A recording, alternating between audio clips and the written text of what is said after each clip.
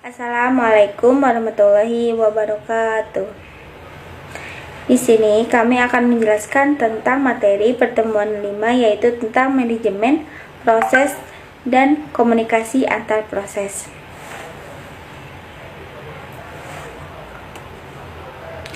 Yang pertama yaitu ada proses. Deskripsi proses. Proses adalah program yang sedang dieksekusi, termasuk di dalamnya nilai-nilai dalam program, counter, register, dan variabel-variabel yang ada. Sistem operasi ini mengontrol kejadian-kejadian yang ada dalam sistem komputer. Sistem operasi menjadwal dan mengirimkan proses untuk dieksekusi oleh prosesor, mengalokasikan sumber daya untuk proses dan menanggapi permintaan program pemakai untuk layanan-layanan dasar. Next, di sini ada multiprogramming atau multitasking. Manajemen banyak proses pada satu pemroses prosesor. Komputer pribadi yaitu adalah sistem pemroses tunggal yang menjalankan sistem operasi multiprogramming seperti Microsoft Windows. Banyak program yang dijalankan bersamaan. Masing-masing proses terdapat bagian memori dan kendali tersendiri. Sistem operasi mengalihkan pemroses di antara proses-proses tersebut. Program-program yang dijalankan sebenarnya bersifat saling tak bergantung atau independen, dan satu program pada satu saat atau one program at any instant. Next, untuk multiprocessing dan distributed processing. Multiprocessing ialah suatu manajemen banyak proses di komputer multiprosesor atau banyak pemroses di dalamnya. Dulunya sistem ini hanya terdapat di sistem yang besar, mainframe dan mini komputer. Tetapi saat ini workstation telah dilengkapi multiprosesor. Distributed processing ialah manajemen banyak proses yang dieksekusi di banyak sistem komputer yang tersebar atau terdistribusi. Keterangan perpindahan stage. Yang pertama yaitu ada proses block for input. Terjadi pada saat proses menemukan bahwa dirinya tidak bisa dilanjutkan karena proses tidak mendapatkan apa yang diinginkan atau input tidak tersedia. Contoh, saat proses cetak print karena tintanya habis, maka proses cetak itu berhenti atau bisa jadi menunggu. Terus yang kedua, schedule fix another process, yaitu merupakan suatu penjadwal untuk memutuskan bahwa sebuah proses sudah berjalan terlalu lama dan sudah waktunya untuk memanggil proses yang lain. Yang ketiga, scheduler fix this process, yaitu merupakan proses-proses yang lain sudah mendapatkan jatahnya dan tiba giliran proses yang tertunda untuk dijalankan.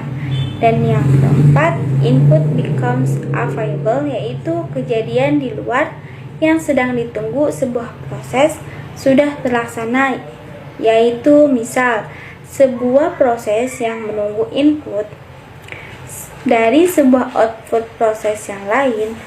Bila tidak ada proses yang sedang berjalan, maka transisi 3 segera dilaksanakan untuk berjalan di stage ready atau sampai CPU tersedia. Next, ada PCB, yaitu Process Control Blocks. PCB yaitu berisikan banyak bagian dari informasi yang berhubungan dengan proses yang spesifik, termasuk yang pertama ada status proses, program counter, CPU register, informasi penjadwalan CPU, informasi manajemen memori, informasi pencatatan, informasi status input output. PCB hanya berfungsi sebagai tempat penyimpanan informasi yang dapat bervariasi dari proses yang satu dengan yang lain. Pembentukan proses. Saat komputer berjalan, terdapat banyak proses yang berjalan secara bersamaan.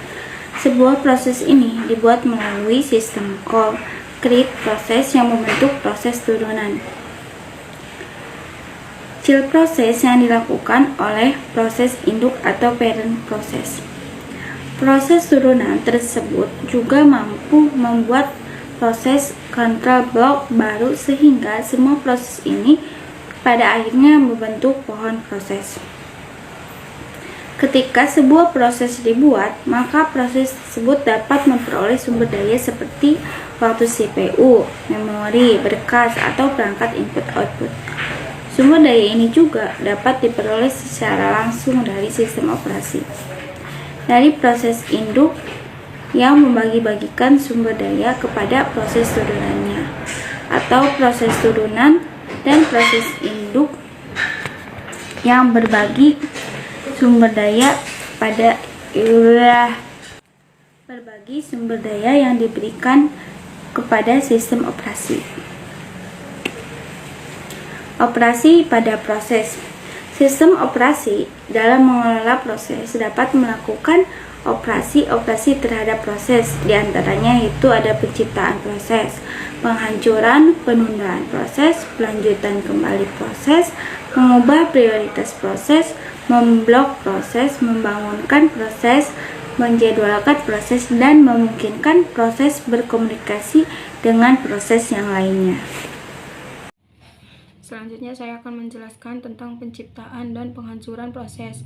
Penciptaan proses melibatkan banyak aktivitas, yaitu menamai, memberi identitas proses, menyisipkan proses pada senari proses atau tabel proses, menentukan prioritas awal proses, menciptakan PCB,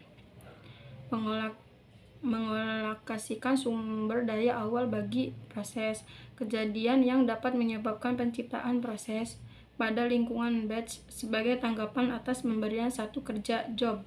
Pada lingkungan interaktif, ketika pemakaian baru berusaha logon sebagai tanggapan suatu aplikasi, seperti permintaan pencetakan file, sistem operasi dapat menciptakan proses yang akan mengolah pencetakan itu. Yang terakhir, proses menciptakan proses lain, proses anak misalnya. Terus selanjutnya, alasan-alasan penghancuran proses. Penyebab terminasi: 1. Selesainya proses secara normal. Yang kedua, batas waktu terlewati. Yang ketiga, memori tidak tersedia. Yang keempat, pelanggaran terhadap batas memori. Yang kelima, terjadi kesalahan karena pelanggaran proteksi.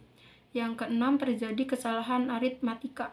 Yang ketujuh, waktu telah kadaluarsa. Yang kedelapan, terjadi kegagalan masuk atau keluaran. Yang kesembilan, instruksi yang tak benar. Yang kesepuluh, terjadi usaha memakai instruksi yang tak diizinkan. Yang ke-11, kesalahan penggunaan data. Yang ke-12, diintervensi oleh sistem operasi atau operator untuk suatu alasan.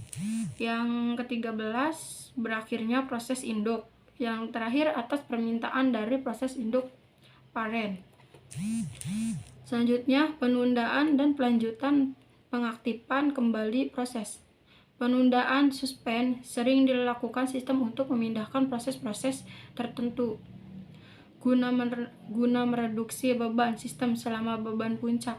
Penundaan biasanya berlangsung singkat. Mengaktifkan kembali resuming proses, yaitu menjalankan proses dan titik instruksi di mana proses ditunda. Operasi suspend dan resume penting karena 1. Jika sistem berfungsi secara buruk dan mungkin gagal, maka proses-proses dapat disuspend agar diresume setelah masalah diselesaikan. Contohnya, saat proses pencetakan, bila tiba-tiba kertas habis, maka proses disuspend setelah kertas dimasukkan kembali. Proses pun dapat diresume. Yang kedua, pemakai yang ragu mengenai hasil proses dapat mensuspend proses, bukan membuang abort atau proses. Saat pemakaian yakin proses akan berfungsi secara benar, maka dapat meresume proses yang disuspend. Yang ketiga, terakhir, sebagai tanggapan terhadap fluktuasi jangka pendek beban sistem.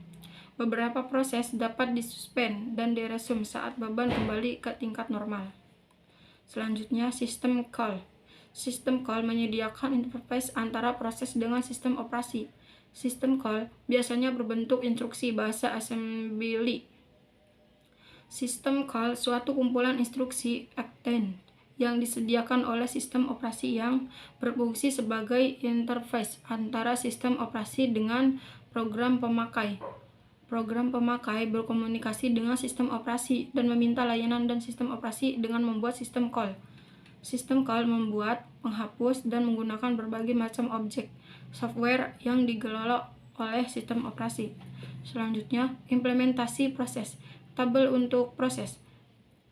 Tiap proses mempunyai state yang perlu diperhatikan secara operasi. Sistem operasi mencatat state proses dengan beragam tabel atau senari yang saling berhubungan, yaitu tabel informasi, manajemen memori, tabel informasi, manajemen masukan atau keluaran, tabel informasi, sistem file, terakhir tabel proses. Selanjutnya, PCB dan senari proses.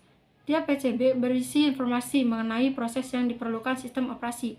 PCB dibaca dan atau dimodifikasi rutin sistem operasi, seperti menjadwalkan alokasi sumber daya, pemrosesan interupsi, monitoring, analisis kinerja. Kumpulan PCB berisi state sistem operasi.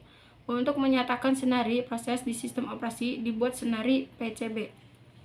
Selanjutnya, pengaksesan informasi di PCB. Rutin sistem operasi perlu mengakses informasi di PCB. Tiap proses dilengkapi di unit yang digunakan sebagai indeks penunjukan ke tabel untuk mengambil PCB. Untuk menghindari bug, kesalahan programan pada rutin tunggal yang bisa mengakibatkan rusaknya PCB dan menghindari perubahan rancangan struktur dan skematik PCB, maka semua rutin sistem operasi melewati satu rutin khusus, yaitu rutin penanganan PCB dalam mengakses PCB. Tugas rutin adalah memproteksi PCB dan menjadi perantaran pembacaan dan penulisan PCB. Kelemahannya adalah adanya overhead kinerja karena harus memanggil rutin penanganan PCB. Pengakasan langsung terhadap PCB tentu lebih cepat daripada harus memanggil rutin penanganan PCB. Selanjutnya, tahap-tahap penciptaan proses. Tahap-tahap penciptaan proses. 1. Beri satu identifier unik ke proses baru. Isian baru ditambahkan ke tabel proses utama yang berisi satu isian per proses. Yang kedua, alokasi ruang untuk proses. Yang ketiga, PCB harus diinisialisasi. Yang keempat, kaitan-kaitan antara tabel dan senari yang cocok dibuat. Yang kelima, bila diperlukan struktur data lain maka segera buat struktur data itu. Sekian dari kelompok saya. Wassalamualaikum warahmatullahi wabarakatuh.